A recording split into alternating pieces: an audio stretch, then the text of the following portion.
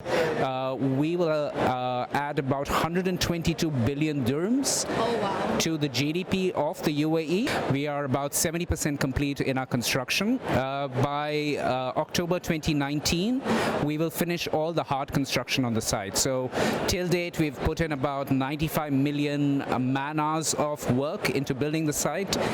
We have currently probably close to about 35,000 people at any point of time working on the site. So it's a huge team. And yeah, we're fully on track and we're ready to open gates on October 20, 2020.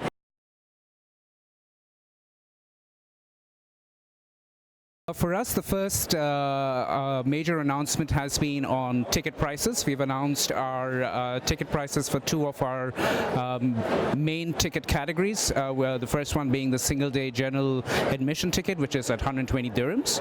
And then we also announced the ticket pricing for our three-day ticket, which is at 260 dirhams.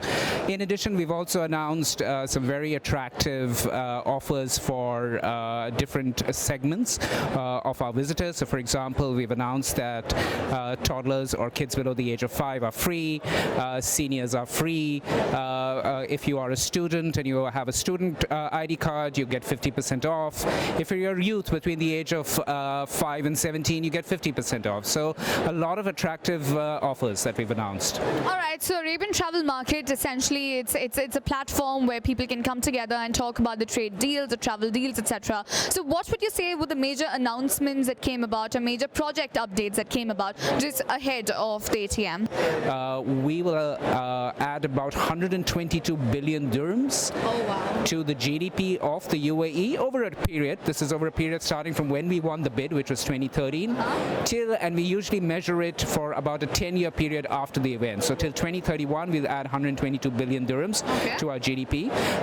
During the Expo period itself, we anticipate a GDP uplift of about 1.5%. But one thing that I want to know is what exactly is going to happen after Expo 2020? Is it still going to be sustainable, say 5 years later? So right from the start, we had conceived that Expo 2020, once the event is over, will transform itself into a mixed-use business cum residential district.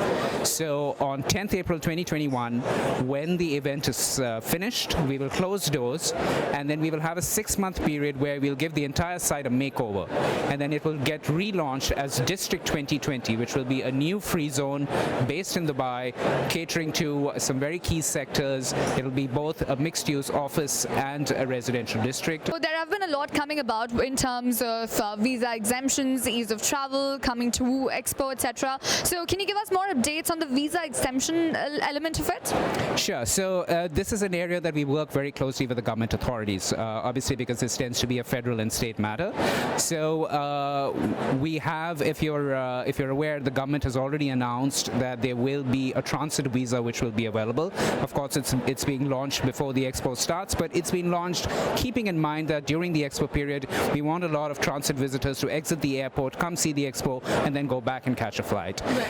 In addition, very recently, I think a couple of days back, Dubai Tourism also announced that they're looking at additional exemptions for India, India being the #1 key market for visitors to the UAE. So again, we're working very closely with them, and I think each one of these will get announced by the government as we go on.